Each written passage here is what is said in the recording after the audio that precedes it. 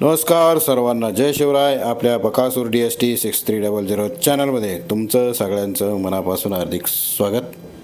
बैलगाडा शर्यत क्षेत्रातील देव द्वादशम हिंदकेसरी बकासूरच्या भेटीचा आज योग आला होता.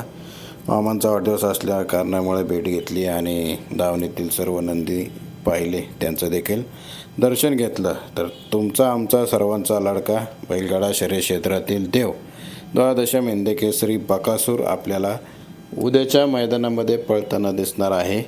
आणि सध्या व्हॉट्सअप असेल किंवा इंस्टाग्रामवर बरेच जण प्रश्न विचारतात आहे की बकासूरच्या दावणीला नवीन खरेदी झालेली आहे का वगैरे, असं काय.